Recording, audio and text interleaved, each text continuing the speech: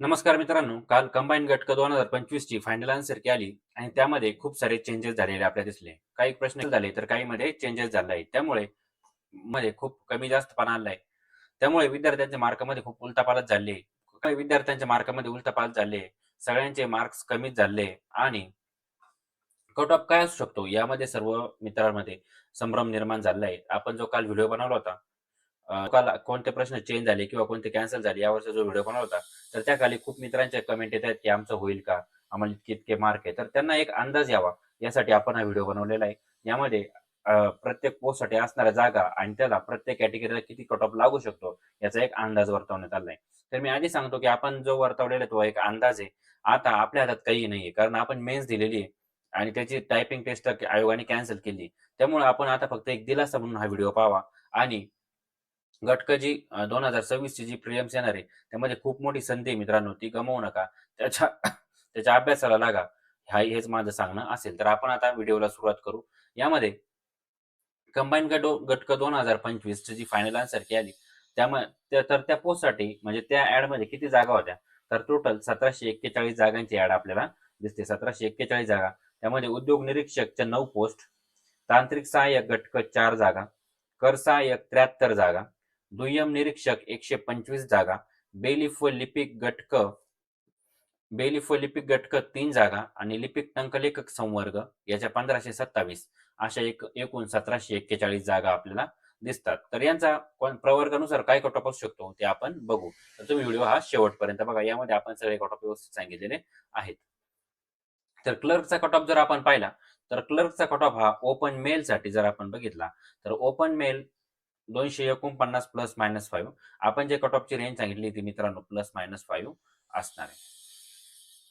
Open mail 249, फिमेलसाठी जर बघितलं तर 229, एससी मेल 209, एससी फिमेलसाठी 194, एसटी साठी male 174, female 159, DTA male 229, female 199, NTB 219, 214, NTC साठी मेलचा कट ऑफ 239 तर फिमेलचा 224 असणार आहे. एनटीडी मेलचा कट ऑफ 234 तर फिमेलचा 209 आपल्याला दिसेल. एसबीसीचा कट ऑफ 219 तर फिमेलचा कट ऑफ 214 असेल. ओबीसीचा कट ऑफ 239 मेल तर फिमेलचा 214, ईडब्ल्यूएसचा 204 मेल तर 189 फिमेल आणि एससीबीसीचा कट ऑफ 239 मेल आणि तर 224 फिमेल. या रेंजमध्ये आपल्याला यांचा कट ऑफ दिसतो. पुढची पोस्ट सब इन्स्पेक्टर. यामध्ये कसं होतं मित्रांनो, क्लर्कचं जर आपण पाहिलं तर त्याच्यामध्ये ज्यांच्याकडे फक्त टायपिंग सर्टिफिकेट आहे तेच लोक त्याला क्वालिफाय होतात. तर सब इन्स्पेक्टर याला सगळेच लोक एलिजिबल असतात आणि याच्या जागाही कमी असतात. यामुळे याचा कट ऑफ आपल्याला वाढलेला दिसतो. तर यामध्ये open general mail 294 cut off लागू शकतो. 294 प्लस मायनस 5. 254 तर फिमेलचं किती? 284 प्लस मायनस 5. एससीचा 259 तर फिमेलचा 249, एसटी मेल 219 आणि एसटी फिमेल 209. आता हे जे प्रवर्ग आहे मित्रांनो, यांचे आपण कट ऑफ प्रेडिक्ट करू शकत नाही कारण यांच्या ज्या जागा आहेत त्या खूप कमी प्रमाणात आहे. म्हणजे काही 2 जागा, 1 जागा या रेंजमध्ये. आता 2 जागांसाठी आपण कट ऑफ प्रेडिक्ट करणं हे नाही होते कट ऑफ प्रेडिक्ट करणं. त्यामुळे यांचे कट ऑफ जर आपण पाहिले तर ते ओपन जनरलच्या आसपासच असतील. त्यामुळे त्यांनी तोच स्कोर थोडे 4-5 मार्क कन्सिडर झाला तरी 4-5 मार्क मागे कन्सिडर झाला तरी चालेल. तर ओबीसीचा कट ऑफ जर पाहिला आपण, ओबीसीचा सब इन्स्पेक्टरसाठी मेलचा कट ऑफ 279 प्लस मायनस 5 तर female cut off 274 plus minus 5. ईडब्ल्यूएसचा 289 plus minus 5 तर 284 प्लस मायनस 5 लागू शकतो महिलांचा. एसईबीसी मेल 294 प्लस मायनस 5 तर फिमेल 289 प्लस मायनस 5. सब इन्स्पेक्टरचा कट ऑफ जास्त लागण्याचं कारण हे यामध्ये या पोस्टसाठी सगळे लोक एलिजिबल असतात. हे पहिलं कारण आणि दुसरं कारण हे ते पोस्टच्या म्हणजे यामध्ये आपल्याला वॅकन्सी कमी दिसतात. तर पुढचं बघू आपण टॅक्स असिस्टंट चा कट ऑफ 2025 साठीचा ओपन जनरल. यामध्ये ओपन जनरलला जागाच नाही मित्रांनो. ओपन जनरलला जागा नसल्यामुळे यांचा कट ऑफच लागणार नाही. एससी साठी एससी मेल 259 तर फिमेल साठी 249, एसटी साठी 209 प्लस मायनस 5 तर फिमेल साठी 194 प्लस मायनस 5. आता अगेन आपण यांचा कट ऑफ रेट करू शकणार नाही, कारण यांच्या जागा खूपच कमी आपल्याला दिसतात. त्यांनी ओपननुसार ओपनच्या 4-5 मार्क कमी आपला कट ऑफ धरावा.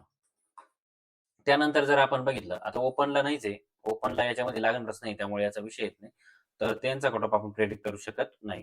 तर ओबीसीचा जर बघितलं आपण, तर 279 ±5 मेलचा आणि 259 ±5 फिमेलचा. ईडब्ल्यूएसचा जर पाहिलं आपण, तर 264 ±5 मेल आणि 244 ±5 फिमेल.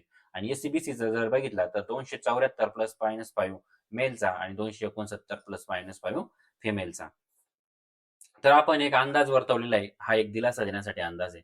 कारण कालच आन्सर की आली आणि खूप आयोगाने चेंजेस केल्यामुळे विद्यार्थी मित्र संभ्रमावस्थेत आहे. त्यामुळे आपण हा व्हिडिओ बनवलेला आहे. तर याने विद्यार्थ्यांनी काय करायला पाहिजे? हा एक व्हिडिओ बघा फक्त आणि सोडून द्या. कारण आता घटकाची जी पूर्व परीक्षा येणार आहे, ही खूप मोठी संधी आहे. त्याच्याकडे लक्ष द्या. त्याचा अभ्यास करा. त्याच्यातून तुमची पोस्ट फिक्स होऊन जाईल. हेच माझं सांगणं असेल. आपण घटकाच्या प्री आणि मेनसाठी खूप चांगले दर्जेदार व्हिडिओ या चॅनलवर टाकले. त्यामध्ये कोणत्या संदर्भ साहित्य वाचले पाहिजे आणि पी-वाय-क्यू प्रायर सीरीज आपण चालू केली आहे. करंटचेही आपण लेक्चर त्यामध्ये टाकत असतो. तर तुम्ही या चॅनलला सबस्क्राईब करा. धन्यवाद.